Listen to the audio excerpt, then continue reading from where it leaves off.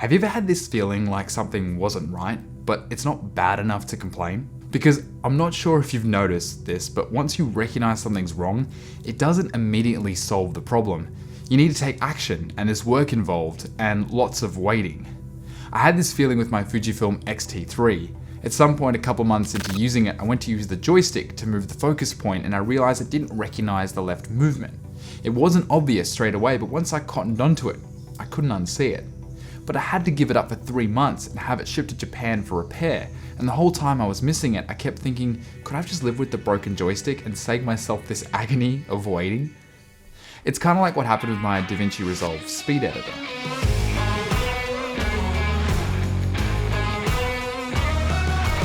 So last year, Davinci Resolve 17 comes out, and you're telling me it's only $450 to get the software and a free keyboard that costs more on its own. I'm sold. I've loved using Resolve, and that's coming from a long-time Premiere Pro user. But these days, my Premiere Pro installation is starting to get cobwebs.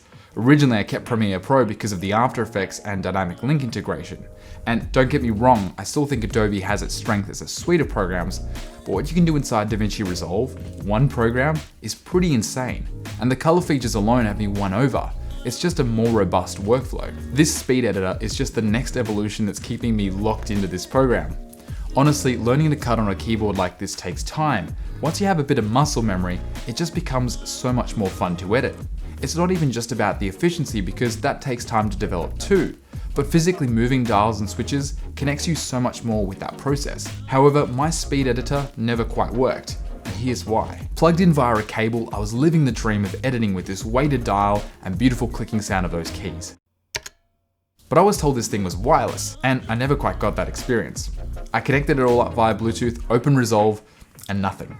Sometimes the light would show above the jog wheel to show me the unit was working. Well, not working, but maybe that's a stretch to be honest, because it never recognized any of my inputs over Bluetooth.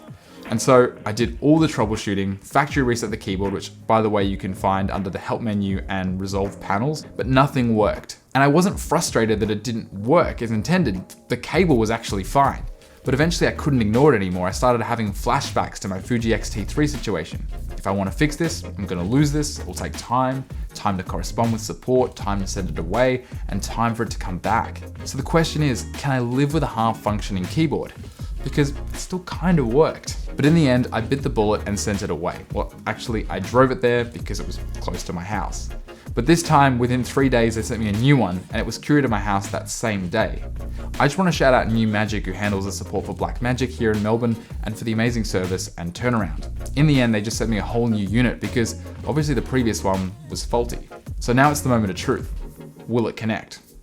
So just to double check, it is working on the dial, the dial's working, sorry, and it's connected via the cable. Let's go ahead and unplug this keyboard.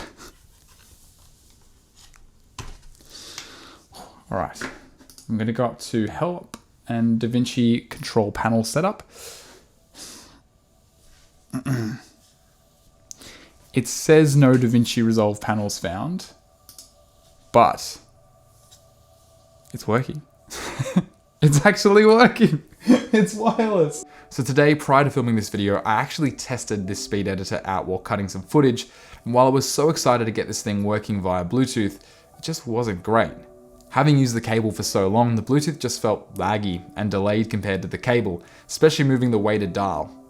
And at this point, I'm wondering if anyone else also feels the same with their unit. I mean, surely I don't have another faulty unit. It's more likely to be the computer. Oh God. Also, just as a side note, I never got this cable in my original speed editor. I was so surprised to see one in this box because my one that I sent away, I did not send back with a USB-C cable because I never got one. So I guess sometimes there are some budget cuts involved when there's free stuff. Maybe? Blackmagic, please explain.